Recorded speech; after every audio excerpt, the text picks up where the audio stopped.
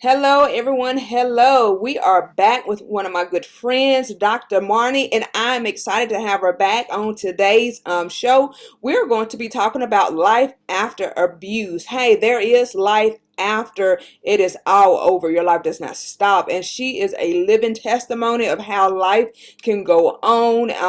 I want us to get right into it. So I want us to talk about your 5 book series and tell us how you got into the writing and how your life has just really turned for the better. Yeah, sure. I'm happy to talk about that. What we talked about in our first interview together was, the spiritual awakening I had basically when God came to my garage sale during a very challenging time when I chose to leave that 27-year marriage and basically lost most everything that gave me safety and security, my home, my assets, my money, even my 2 adult children, to parental alienation, which, I would not wish that on anyone. But, through that kind of dark time, I was still filled with God's love, and I was filled with miracles and the hope that I would survive this situation that I chose to do. I chose to leave, not realizing how much abusers kind of ramp up their game afterwards. I wasn't quite prepared for that, but just with any adversity and challenge in my life, I just handle it with love and light and goodness. So I became an author after having that garage sale because I was just compelled to share these true experiences that I encountered that were really life changing. And then I went on to move from a lifetime in the Chicago suburbs to the Caribbean. So I did make a nice change in scenery, even though I loved Chicago. And that's where I raised my family, where I spent most of my life. And I was a high school special education teacher for 35 years and 12 years at Northern Illinois University. I was an adjunct graduate school professor. So I had a beautiful life in so many ways. But I definitely, needed a change after all of those losses that I had gone through. And the timing was perfect that I retired. So I ended up falling in love with a wonderful friend of mine.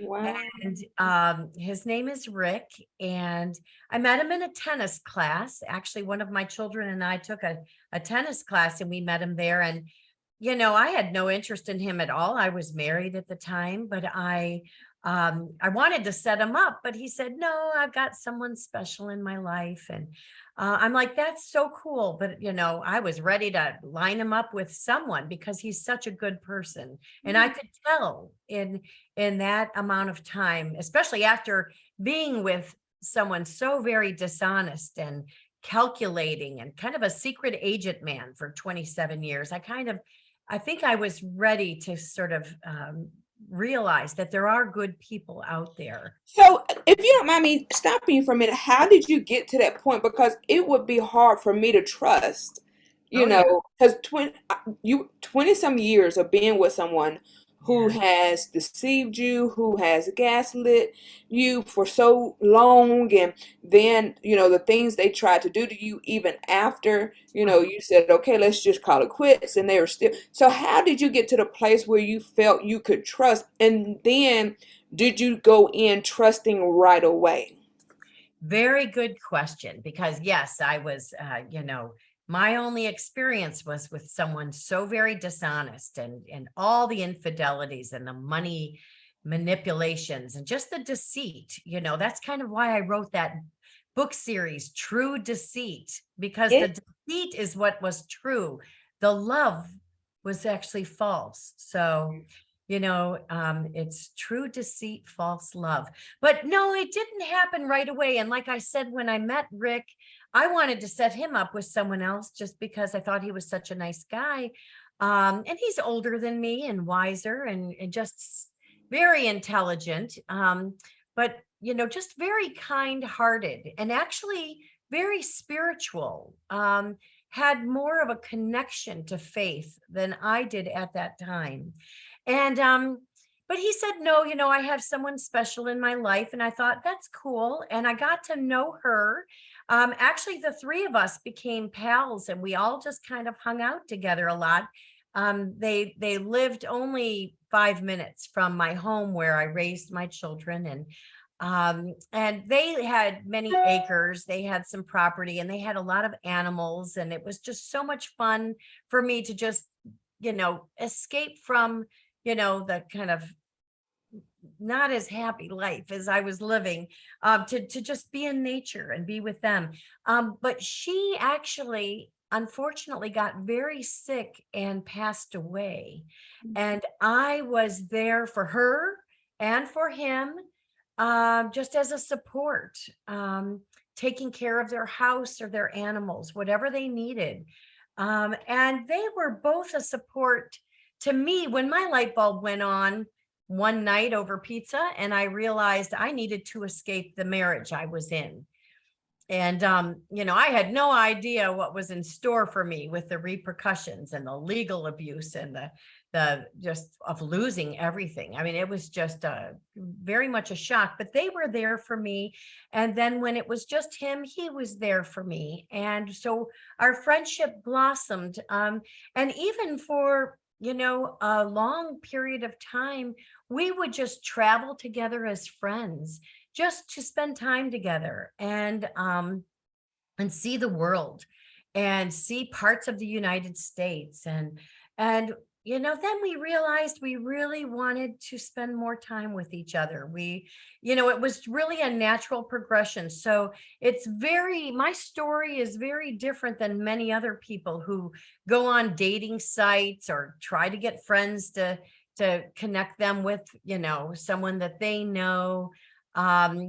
Many people that leave abusive relationships with narcissists end up kind of revisiting that and getting back into a relationship where they are love bombed and they think it's the real deal, but then they come to find out that they're dealing with another malevolent individual who actually is set out to harm them, use them, take their money, whatever it is. I'm so fortunate that I did not experience that, but I certainly, through my outreach with my books and speaking engagements and book signings and just connecting with so many people, many of which of who endorsed my book series. There are people I looked up to for their research, their knowledge, their spreading awareness. They turned around and supported me and said, hey, it's pretty cool what you're doing. I want to give you an endorsement for your book. So that was really neat. But that's how my love situation happened. And, just with spending so much time together, traveling the world, we ended up deciding when I retired that he would retire as well. And we now live in the Caribbean and we're having a beautiful life in paradise. And it just every day gets better and better. And I just feel like I'm spending my days with my true best friend, someone who really has my back. Yeah, and that's awesome because so many women don't have that Right. um, ending to their story. It's funny. We briefly spoke earlier when my music accidentally came on. I love music, and I was riding down the road yesterday, and I was listening to Anita Baker, and one of her songs she is called Fairy Tales, and in her song she says, "My mother took me to bed. She told me these stories, and they always ended well." But in real life, they don't always end well. No, they don't. And actually, my story in many ways might not end well. It doesn't seem like my two adult children who I've been alienated from, you know, if there's ever going to be a reunion of sorts. And that's where some trust issues will come up because they have done some things, and I know it's not totally them. I know it's through their alienating father and the gaslighting that has happened to them. The Stockholm syndrome, where they align with the person that doesn't have the unconditional love. I might not have a happy ending to that story, but I believe in God, and I believe in goodness, and I believe in truth and honesty. And at some point, I can do only as much as I can humanly do. I Yeah. can't control what other people do or don't Mhm. do. And if I don't see them in this lifetime, I at least know that I've done everything I can, um, with my writings, with my speaking, with just being the best mom that I can be, to know that, it will be what it will be. At Yeah. least I've decided to continue living, and I'm living a beautiful life. And yes, there's a hole in my heart, actually two holes in my heart where my children are, but they have their journey as well, and somehow they need to have their light bulbs of truth illuminated. And that's not for me to do. I can't make that happen, but I can certainly pray, and I can certainly ask God to look over them and just guide them. And it's very hard for a targeted parent like myself, and it happens to dads as well as moms. It's so hard to know that they are being abused and you can't do anything about it. And researchers do say parental alienation is not only a form of intimate partner violence, which it is because it's Mhm. really directed at the ex, but it is child abuse, and it is terrible child abuse. And to Mhm. be a parent who has spent their lives protecting their children, Yeah. trying to do right by them in every way. And I was blessed. I had my daughter in my life for 20 years and my son in my life for 30 years. And I Mhm. know that God has blessed me with that is something that is much more than many other people experience. Yeah. But I just have to accept what is, what it will be will be.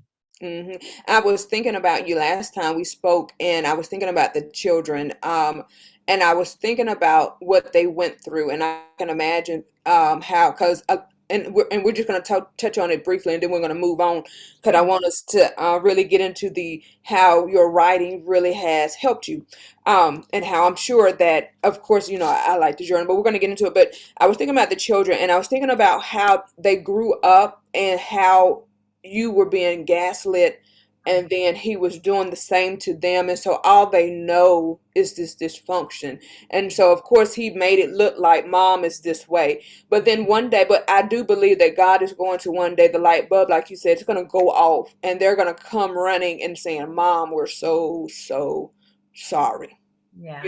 because Well, they are. I appreciate you saying that, and we can always hope.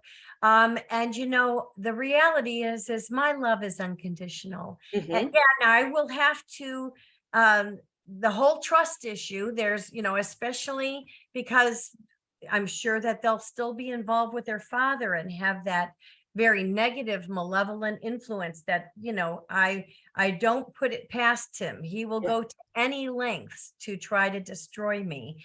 Hmm. But, it isn't the children's fault when it comes to parental alienation. Yeah, they don't know any better. They saw the gaslighting. Especially I was there as their mother for 20 years Yeah. with one and 30 with the other. They know which parent lies, cheats, and steals, and they know which parent doesn't. So they're living in such trauma and such fear. But, at this point, only God can help them, and Hmm. and to see the light, and they'll realize that there have been other players in here. They call them flying monkeys. They could call them, they're good friends, they're neighbors, Yeah. they're even family members. They all kind of gang up and align with the abuser, that convincing, Hmm. very harmful individual. But you can only do so much. And writing has really helped me just move Yeah. past this trauma. So let's get into that. Tell us, how did you get into the writing, and when did you discover that it was so therapeutic for you? Well, of course, the first book, God Came to My Garage Sale, was, during that very challenging time when miracles happened. And Hmm. I found that the writing was very therapeutic. And then it got the endorsement of James Redfield, who wrote the Celestine Prophecy. And Oh, that was just wow. so cool that someone of that caliber, author, would find value in what I did. And he doesn't really offer endorsements lightly. And, Hmm. and then I connected with the IONS community, the people that deal with near-death experiences and spiritual transformation. And Okay. they supported my work. And that was very cool. And then realizing that that book has won a lot of awards. Most recently was just a week or two ago, I won the Hollywood Book Festival runner-up award. So now it's getting even more exposure. And there's talk of it being a movie. So that's extremely validating, to know that, okay, this writing was healing for me, but it's actually resonating with some other people. Yeah. Then I ended up, since moving to the Caribbean, I wrote a 5-book series called True Deceit, False Love. And I didn't really plan on that, but it all came about because I was trying to understand what I was going through. I didn't know what parental alienation was. I didn't even know what narcissism was, or gaslighting, or smearing, or gray rock, or any of these terms that are thrown about in this community. So I Hmm. would write the terms down to look up later. And, before I knew it, I had 100 terms to look up. Ah. I was like, okay. But then that list grew to 1,000. Hmm.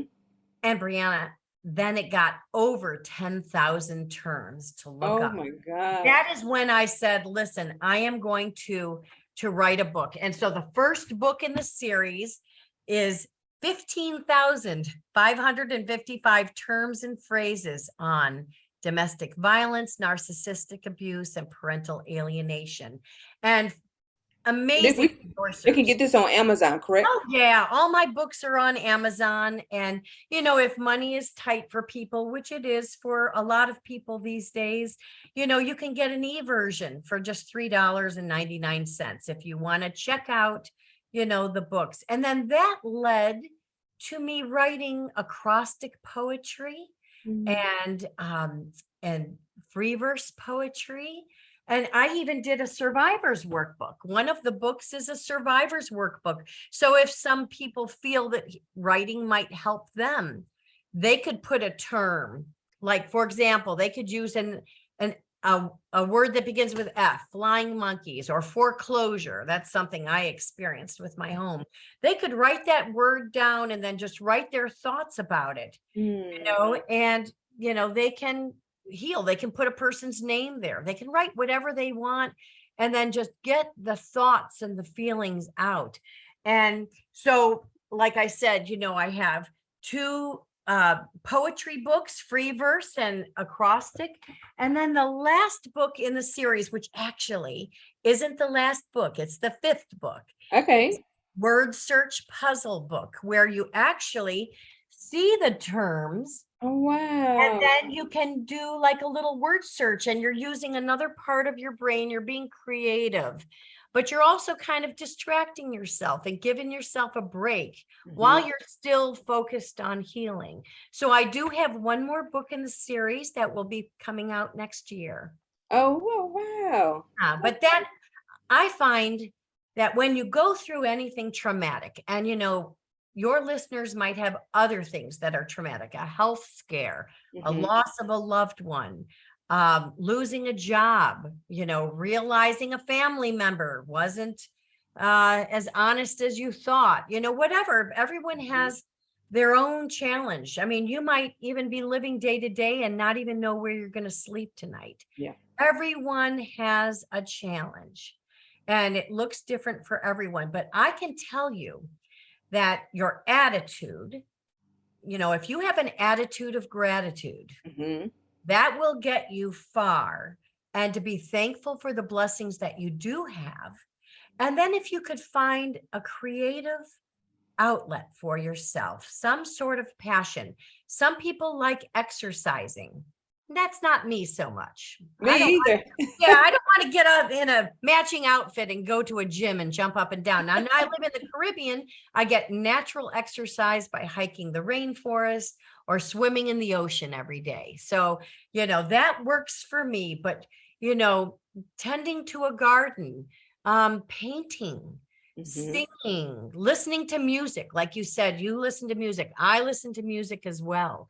In fact, that's always been such a wonderful outlet for me is listening to music and creating music at times. And Mm-hmm. so for me, the big outlet was writing, but I'm finding joy in just creating things as well.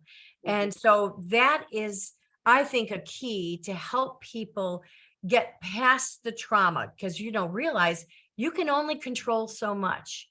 Yeah. At some point, you have to accept your circumstance. You can change what you can, but there will be some things you can't change and you have to accept it. Yeah, and I think for a lot of people who have been through trauma, finding the place of acceptance is a hard thing for them.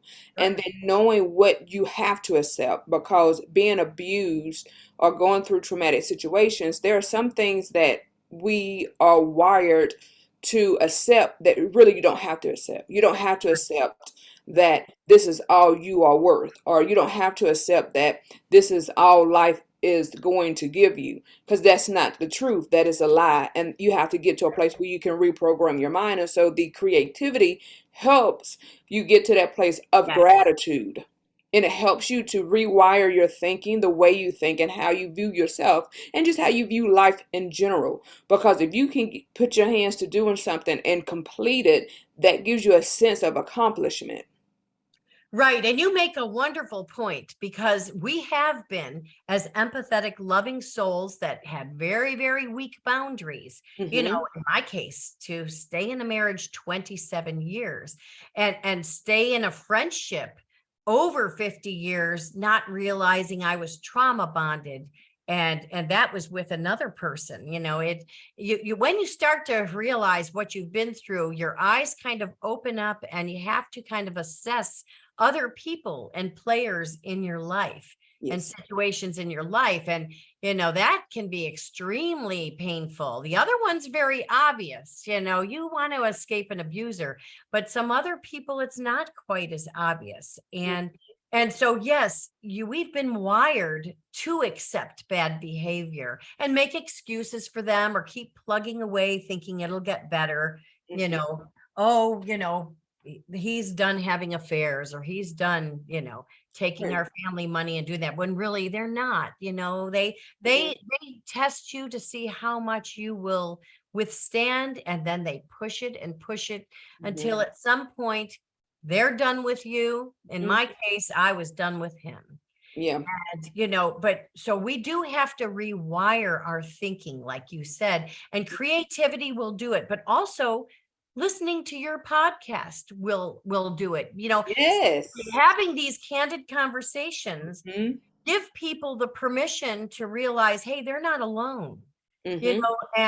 And you know they're talking about rewiring our thinking. Yeah, maybe we need to change how we respond to different things. We have that power within us. We do, and I was doing some studying this morning. I oftentimes go back and retake take some of my counseling books from school back Mhm. off the shelf. And so this, I was up early this morning. I was doing some reading, and one of the topics in the book I was reading was this it was talking about toxic love and how as children we learn toxic love, and so it might not present itself within a romantic relationship, but it can present itself within the way we raise our children, the way we carry on just with our friendships.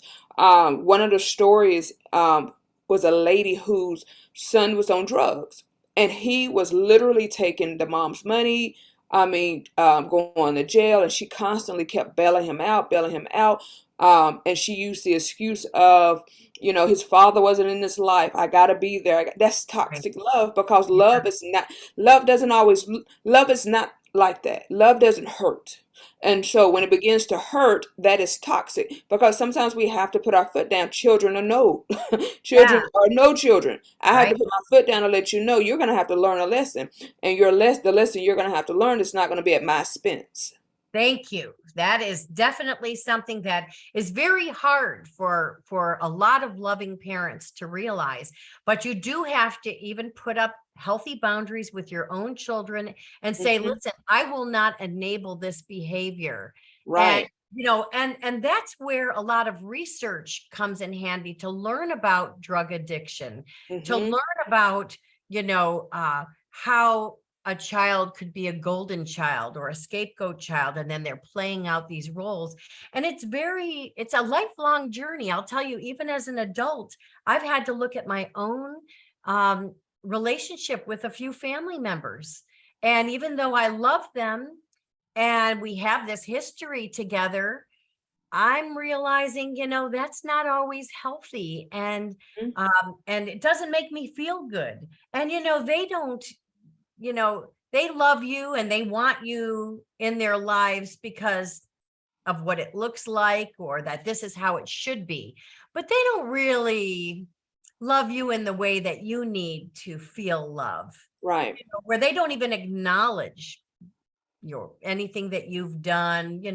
They might even just not even talk about the elephant in the room or whatever. They just skip it by, and they might send you a birthday card, or they might uh give you a text or something, but it's so surface. It's Mm-hmm. not really addressing. And at some point you need to say, listen, I either want a real sincere, deep relationship, or I don't want a Yeah. relationship at all, family or no family. Mm-hmm. And that is really hard, but research helps. And, there are various people out there that have written books or that have podcasts or speak on this. There's research even to help you, make some of these tough decisions. If you feel like you can't, if you're kind of questioning, which is very natural. It's very natural to question when you've decided to put up a boundary and you haven't had a boundary for Yeah. most of your life. Right. And then, deciding, it's called relational intelligence. And so getting books on relational intelligence is something that's really, really good, I believe, because a lot of times people don't know what that means. They don't know what it looks like, what it is. So you don't know what boundaries are. I used to do orientation for a healthcare company, and I would come in, and the first thing I would let them know is you have to have therapeutic boundaries. You Yeah. know, when you're in the home, this is you're the worker. You're not the daughter. You're not the friend. You're not the, Right. the granddaughter. You are the worker. When you leave, you are off. You are free. You don't get paid anymore. And so your boundary is they don't get to call you. Right. Right. But in everyday life, we take we want to play this role of, a lot of women want to play the role of superhero or Right. superwoman. We want to fix things and make everybody Yes. happy. Yeah. Yeah, and want to fix things when you're broken. And it's like you're broken. You have nothing to give out. You're broken. You need to take time and fix yourself, but you don't want to. So where it's 9 o'clock, you should be resting. You know you need to be resting. You got an early day tomorrow. You're taking a phone call. And it's for what? That phone call can wait till tomorrow.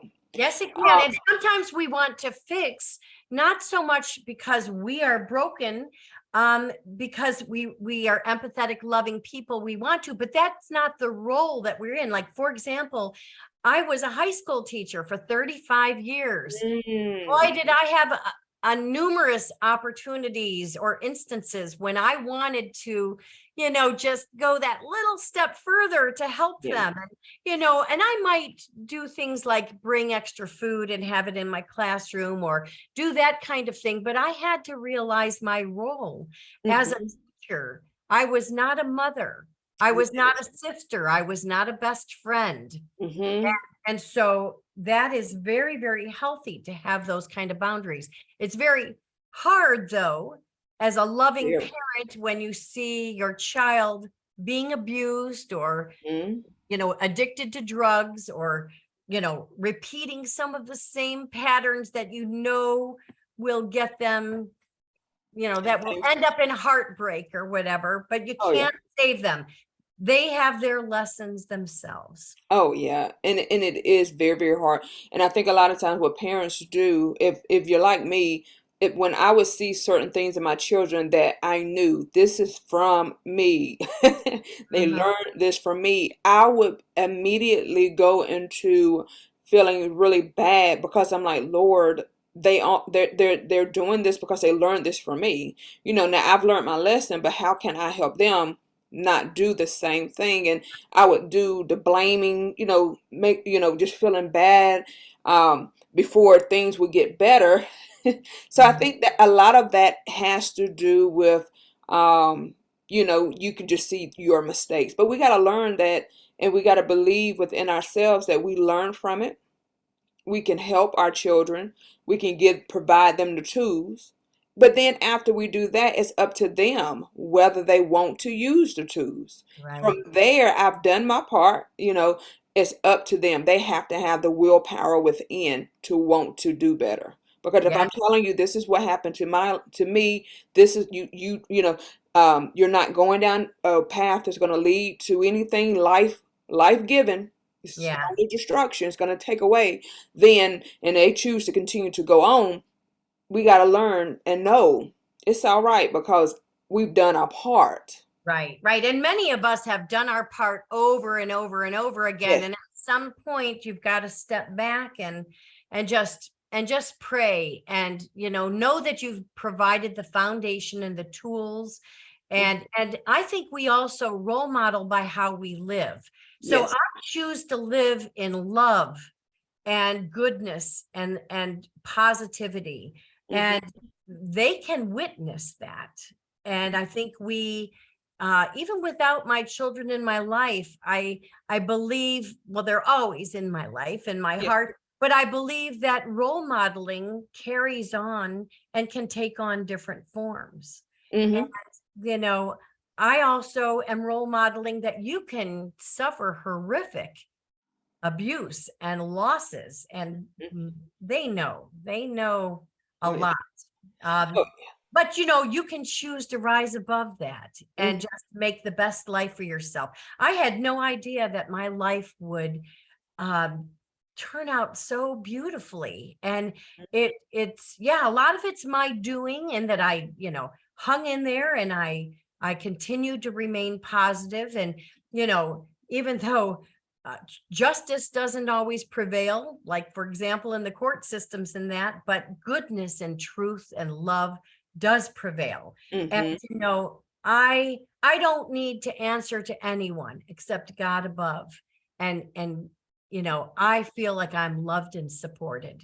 And And so that's go- really good because if people can just I would say, get delivered from other people's opinions, yeah, you will find that your life will do a 360, regardless of what comes up, because your character will always outlive a lie.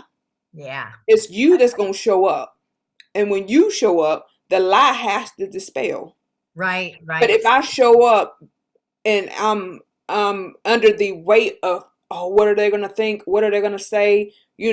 All this stuff went before me, then you're gonna probably look like what they said about you. But if you show up being who you are, Yeah, knowing who you are, and wearing it, and with your head held high, I promise you, I've seen it done, I've lived through it. That lie will dispel, and you will have people that didn't even know you, has heard your name, come up to you and begin to support you because they heard all this negative. Well, they said this about you. I don't see that in you. no, no, the lies and the half truths actually come out.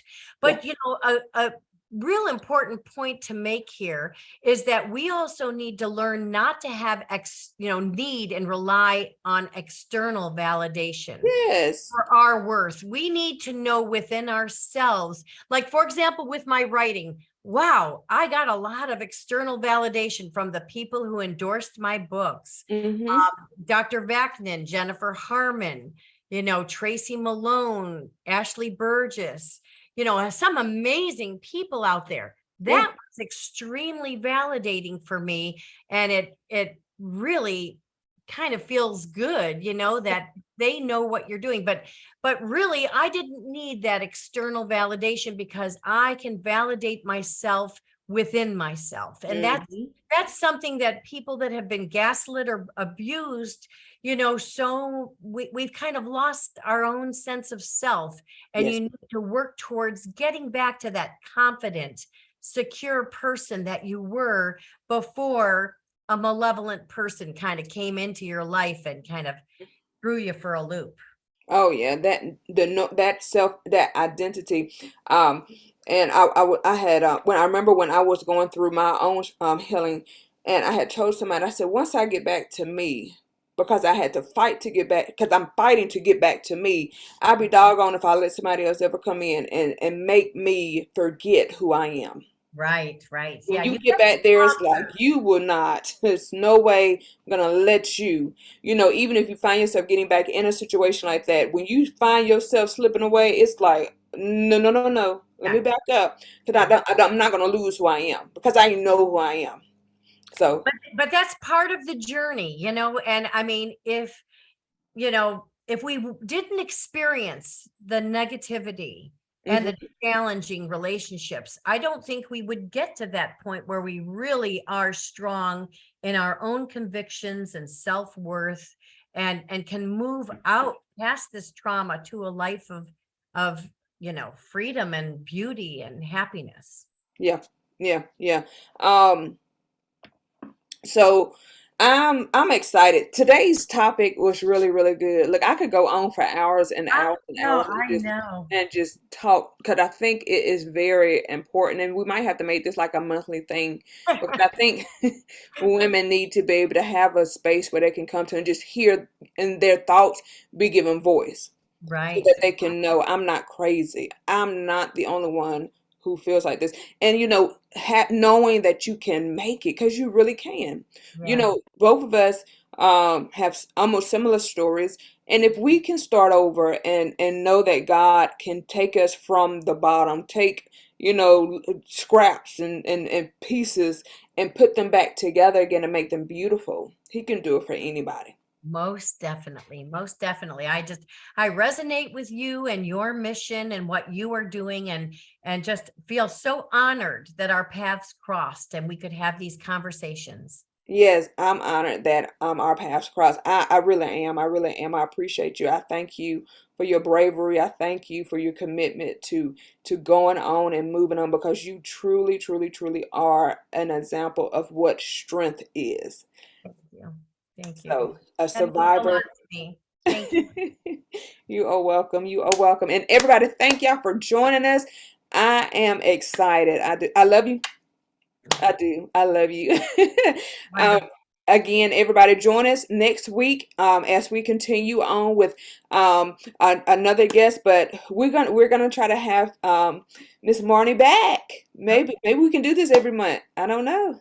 Sometime. Well, I will tell you, I'm starting in 2023. I am really excited about some other literary endeavors I have going on. So Yes. I'll never say never, and I would love to come back again, but I'm also very excited about finishing up that sixth book in the True Deceit False Love series, Yes. and a couple speaking engagements and book signings, of course, but there are some big things on the horizon, I think, coming up for me. So we'll see where the new year will take us. Yes. Yes. Well, just keep us up to date. Yeah, And well, check, always I keep my website up to date, www.godcametomygarage sale.com. And there's a happening section where I've posted our first interview that we had, and I'll post this along with anything else I have going on. So you can kind of, follow me and see what I have on the horizon. we're good. We're good. Well, we are praying for you, and we love you. And everybody, we'll see you next week. All right, take care.